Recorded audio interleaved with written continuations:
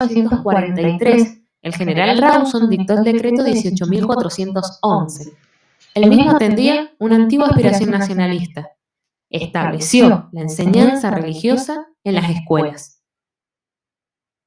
Bien, desarrollado eso, consideró importante, ¿sí? A efectos de no perder de vista la perspectiva de proceso, hacer una breve referencia al populismo, porque considero que, bueno, así va a poder comprenderse de mejor manera la acción de los nacionalistas en el próximo golpe.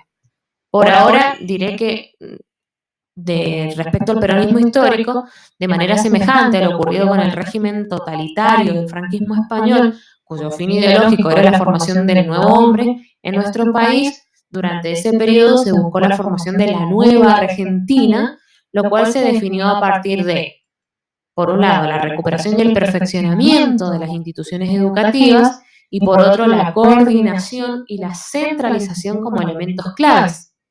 Para esto, el gobierno peronista promovió la ratificación legislativa del decreto 18.411 en el año 1946, sancionando la ley 12.987.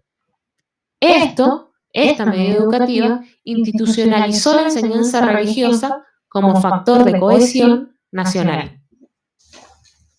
En las escuelas fiscales, acuérdense de eso, cuando decimos escuelas fiscales significan las escuelas del Estado, porque si es una escuela privada y es católica o es protestante o es adventista, es cristiana, no hay problema porque está comprendido en el proyecto escolar eso, en la currícula de la escuela.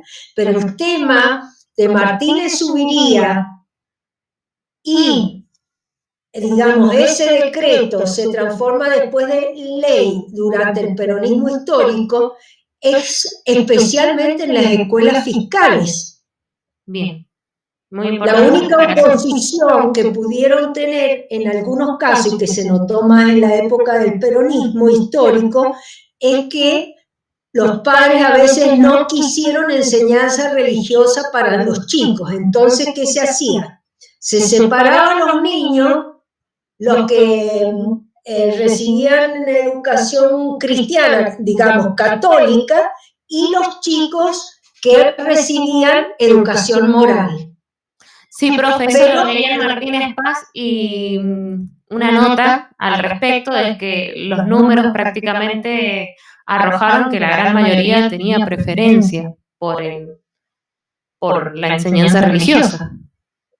Claro, porque era un elemento. Pero por tradición, claro. Claro, exactamente, Jimena, es un elemento de cohesión la religión. Acuérdense, miren, Juan Manuel de Rosas nunca entró a la iglesia, creo que nada más que para los bautizos de los chicos. Supuestamente tenía que defender la religión católica, pero no era gente, digamos, yo no digo si eran creyentes o no creyentes, pero no era gente de rito católico. No tenían esa preocupación por la religión.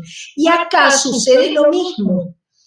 Para encontrarse con nacionalistas que no tienen nada que ver con la Iglesia Católica, sino que reconocen el catolicismo o la Iglesia Católica como una tradición, y bueno, hay que mantenerla, porque es una característica de la nación argentina. ¿Está claro? Y eso que vos decís, que al asumir el peronismo histórico a partir de 1946, se van a mantener ciertas líneas de los nacionalistas. ¿Y qué es lo que se va a notar también? Que no solamente se va a intentar la enseñanza religiosa, sino que también se va a intentar todo un proceso de formación de la educación técnica, porque el objetivo desde 1930, ¿cuál es? Industrializar a la Argentina. Miren cómo se van, digamos, interconectando las cuestiones políticas y económicas. A ver, Ethel, no sé si querías agregar algo más. No, Elina, en relación a esto, no, porque me limité a hacer mención a lo que podía llegar a afectar, digamos, al grupo nacionalista. Ya si entraban en muy el periodo bien, histórico y todo, me excedía muchísimo. claro, sí. Elina, Yo simplemente, profe, como para sumar, porque Becker Varela dice que el primer gobierno de facto lo asume Rawson, Arturo Rawson, que a él lo derrocan. la primera etapa del 43, acordate de eso. ¿Pero qué? Estás 22 horas en el gobierno. Sí, 3 días, pero era porque era solamente decir esto y también porque él era más conservador, entonces a él le dura 3 días porque no estaba con, si bien este golpe de Estado de 1943 fue liderado por este grupo GO, que dentro de él se dice que estaba, dentro de este grupo estaba Ramírez, que también fue un golpe de Estado, perdón, un gobierno de facto. También era parte Juan Domingo Perón. Entonces, como no coincidía las ideas de Rawson con este grupo GO, fue como que el que fue a la presidencia fue Ramírez, que sí tenía como más conocimiento de este grupo y de hecho formaba parte de este grupo. Bien, sabés que lo que vos decís del general Perón, que pertenecía al GO, eso aparece en algunos libros, pero el grupo del GO nunca lo reconoció como miembro al general Perón. Reconoció que había ido a algunas reuniones con los otros militares, pero no como un miembro del GO. Bien, y bueno, sumar eso, y que después de Rawson viene Ramírez, que fue un gobierno de facto, y después de Ramírez, Farrell, que también fue un gobierno de facto, que fue presidente y vicepresidente Juan Domingo Perón, que también tenía 3, como era secretario de Trabajo y Previsión, ministro de Guerra y también vicepresidente de Farrell. Bien, no los separes, Elina. Acordate que cuando se producen los golpes de Estado, las fuerzas armadas están reunidas. Podés tener ejército, marina y aviación. Para el golpe del 43, del 30 y del 43, el grueso es el ejército. Y el problema que se da siempre en los golpes de Estado es que tienen diferencias entre los militares. Por eso, inevitablemente, terminan llamando a elecciones. Por ejemplo, en los 30 llamó a elecciones y se produjo, digamos, un gobierno constitucional y se organizó el país hasta el 39 en el gobierno constitucional. Llegamos al 43, se derroca Castillo, como dijo pero ese grupo militar empieza a tener grietas, digamos, enfrentamiento entre ellos. Y entonces se van, digamos, rotando. En el 55 va a ser breve el problema, pero también se van a rotar. Y en el 66 también se van a rotar, y en el 76 también se van a rotar. Bien. Bueno, profesora, y también sumarle en cuanto a los proyectos educativos que también se estableció la gratuidad de las enseñanzas universitarias, suspendiéndose el cobro de los aranceles, con el objetivo de facilitar el acceso a nivel universitario. Bien, ahora, eso que vos estás mencionando, chicas, ¿con qué lo tienen que conectar? Con el ala católica. No se vayan al nacionalismo. ¿Con qué comisión? Si se abre la Universidad Obrera,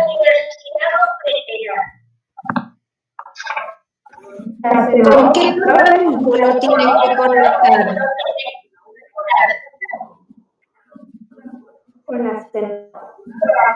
Sin miedo. ¿Con qué comisión? SENAOC. Comisión Nacional de Aprendizaje y Orientación Profesional, que es, digamos, el circuito educativo que se aplica desde el 44 hasta que finalice el peronismo histórico. Sí, lo había dicho Micaela, pero no se escuchó. A ver, Micaela, ¿qué querías decir? No, profe, lo que yo dije fue que era la SENAOC con la que había que relacionarlo. Claro, está muy bien eso. Profe, Sí. no, pues me aparece el micrófono apagado. No sabía si me podía escuchar. No sé si esta ahora continúa su presentación porque habíamos armado también un Power en el cual detallamos la parte educativa, en el cual llegamos a mencionar en la CEDAW cuál el objetivo era la formación y el perfeccionamiento de los obreros. Entonces ahí se buscaba esto de que usted había mencionado, el objetivo ya del 30 de buscar una Argentina industrializada. Muy bien. Sí, sí. Ahora, y lo que... Sí. No, que en el 43 podemos concentrarnos más en la cuestión religiosa, digamos, en la enseñanza católica y en la formación técnica. Pero cuando vamos al golpe del 55, ¿en qué, Rosa, podemos concentrarnos a nivel educativo? Y ahí aparece...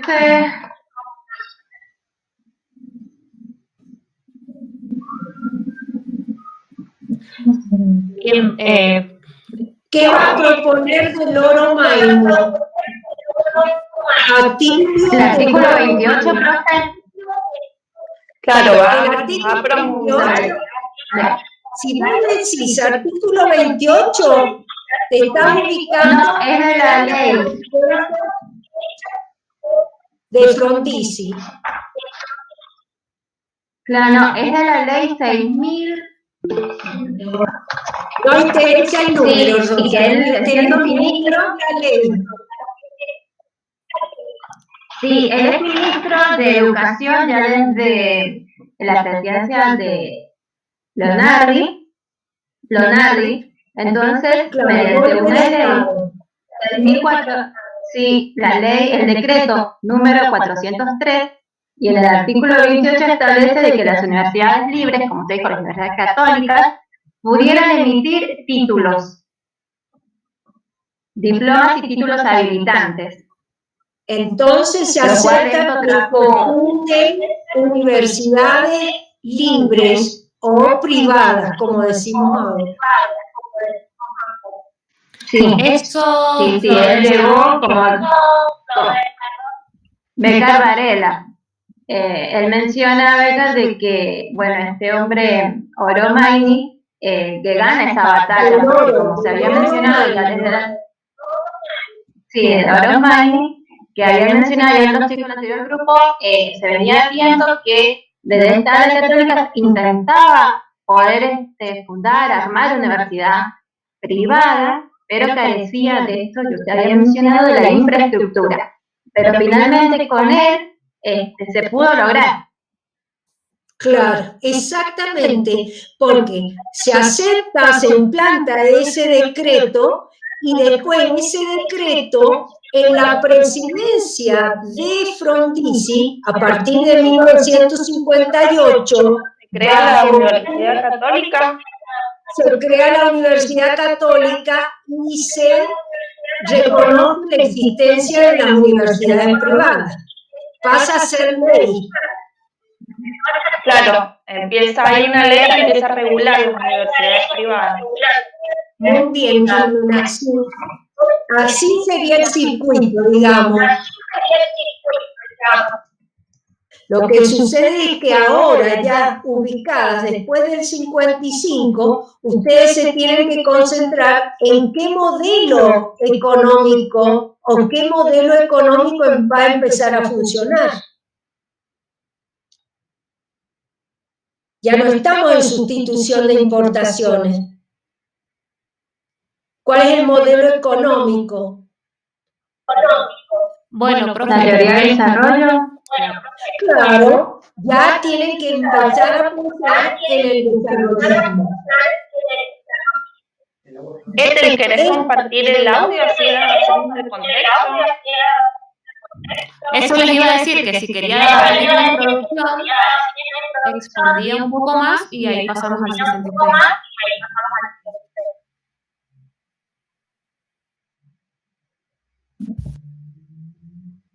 En relación al golpe de Estado del 23 de septiembre de 1955, considero conveniente introducir este tema haciendo referencia a el deterioro progresivo de la alianza entre la Iglesia y el peronismo.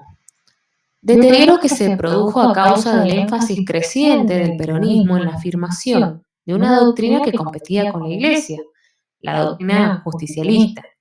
Además, ya en 1945, el gobierno había decidido sacar del control eclesiástico la enseñanza religiosa de las escuelas públicas.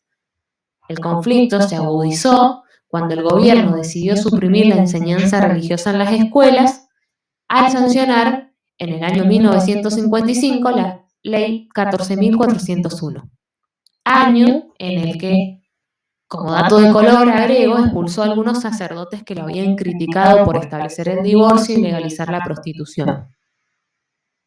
Los nacionalistas agresivos y autoritarios católicos reaccionaron ante el ataque de Perón y tuvieron influencia en la preparación de la alianza militar de 1955. En relación a esta influencia, bueno, primeramente podría compartir que se aproximaron a radicalistas, conservadores liberales, socialistas y demócratas progresistas, y también podría compartir que expresaron su malestar de diversas formas.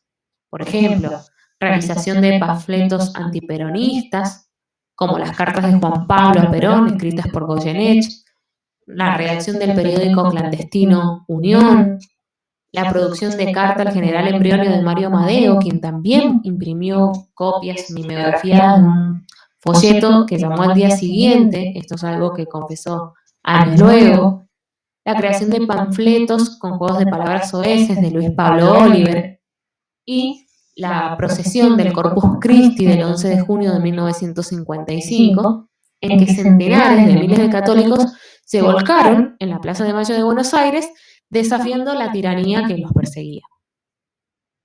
El grupo golpista estaba conformado por dos sectores.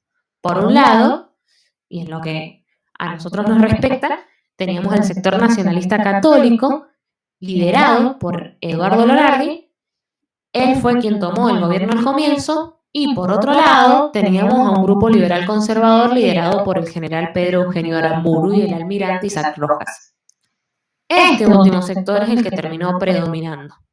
Y con el alejamiento de Lonardi del golpe, la presencia de los nacionalistas en el poder durante este periodo fue efímera. Ahora bien, en relación a las medidas educativas, tengo que aclarar que con la Revolución Libertadora se inició una etapa de retorno y renovación de las instituciones educativas de la democracia republicana. Este obviamente implica un cambio de la política estatal que provocó cambios en la política educativa nacional. En el ciclo de 1955 a 1958,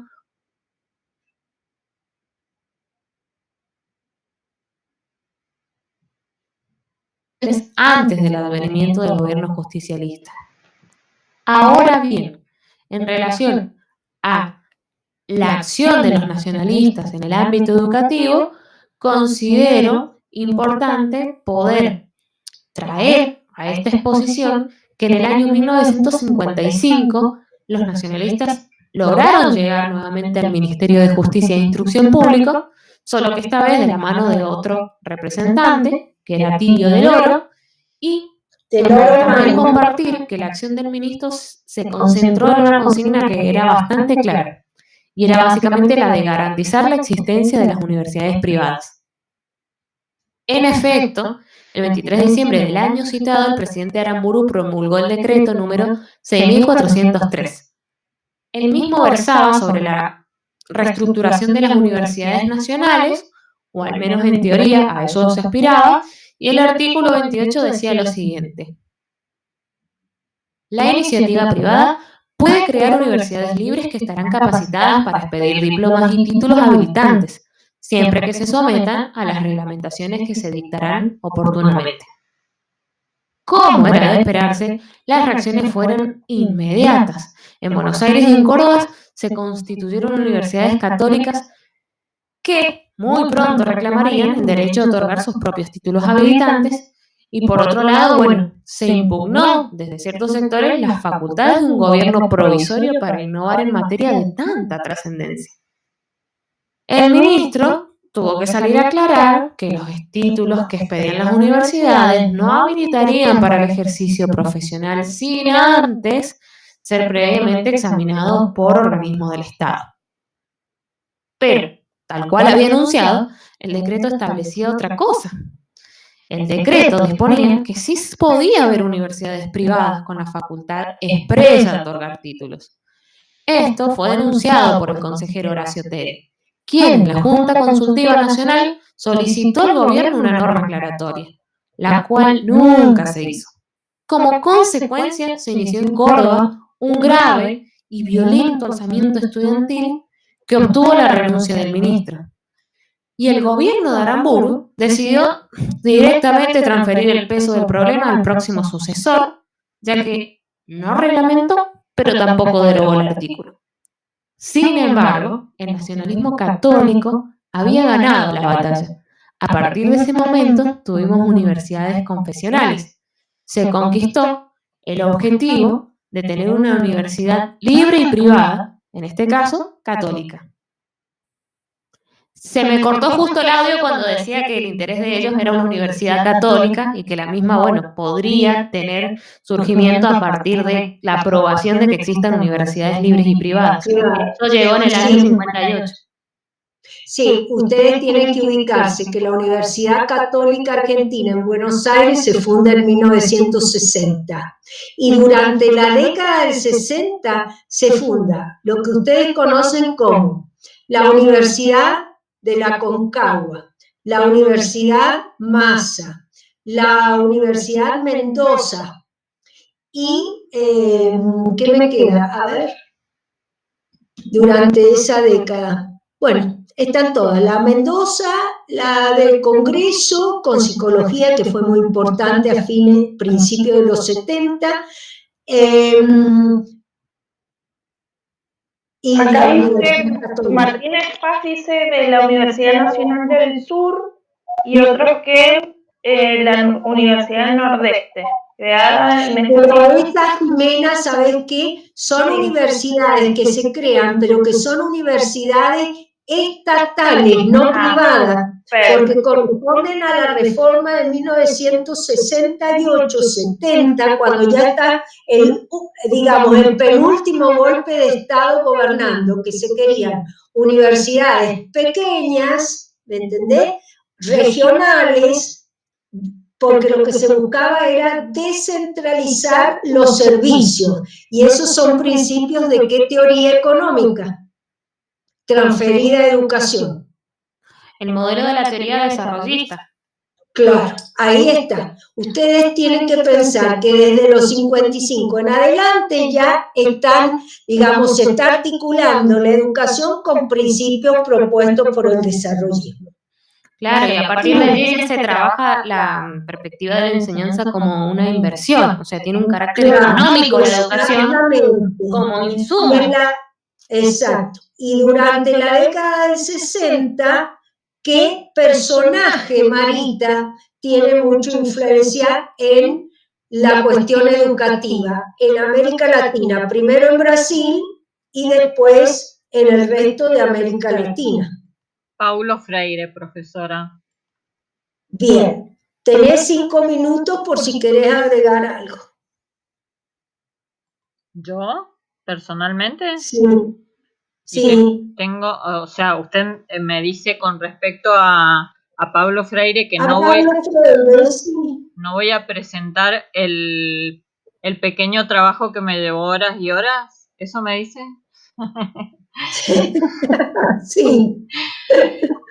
Sí, porque ya son las 8 menos 20 para ustedes. Yo no tengo problema. Bueno, no, Pablo Freire es una figura muy importante y fundamentalmente este año estamos celebrando los 100 años de su natalicio, ya que Paulo Freire, nació el 19 de septiembre de 1921, falleció el 2 de mayo de 1997 y este año de no haber fallecido hubiera cumplido 100 años, así que este es un año fundamental. Este pedagogo brasileño y surge precisamente durante los años 60, aunque un poco antes ya él comienza sus aportes. Si bien él era abogado, nunca ejerció como abogado, se casó con una mujer que era maestra, Elsa, ahora no lo tengo al dato, porque tengo todos los papeles acá que iba a dar. Tranquila, sin tanto dato, pero anda a la riqueza de su propuesta.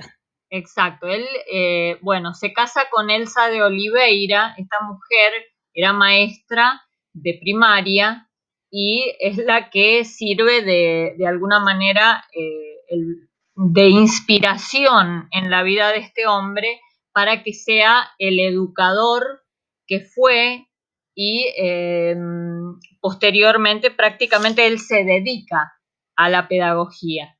El gran aporte de Pablo Freire durante esta época tan desarrollista a nivel económico y educativo en los países latinoamericanos es que él hace una crítica fuerte al desarrollismo, no porque esté en contra de que los países latinoamericanos se desarrollen industrialmente, sino que él logra ver o analizar primeramente la situación del pueblo brasileño, que en ese momento tenía fuertes índices de analfabetismo y semi-analfabetismo, lo cual muestra que los hace ser, decía él, un juguete de los irracionalismos de las élites o clases muy ricas que oprimen a las muy pobres, sin hacer coincidir, dice él, ese desarrollo con un proyecto autónomo de la nación brasileña. Señala que en lugar de un desarrollo que incluye solo cuestiones técnicas o de política puramente económica, se debería realizar el cambio de una mentalidad a otra. Es decir, que la educación, dice él, tendría que ser ante todo un intento constante de cambiar de actitud, de crear disposiciones democráticas a través de las cuales el brasileño sustituya hábitos antiguos y culturales de pasividad por nuevos hábitos de participación e injerencia que concuerden con el nuevo clima transicional. Bueno, critica duramente a la educación existente en el país, diciendo que es verbosa, es palabrería, es sonora, es asistencialista, no comunica, hace comunicados, cosas bien diferentes, y afirma que no desarrollaríamos en el brasileño, dice él, la conciencia crítica, indispensable para nuestra democratización, con esa educación desvinculada de la vida, centrada en la palabra, milagrosamente vacía de la realidad que debe representar. Y continúa diciendo en el texto que tenemos nosotros en aulas latinoamericanas,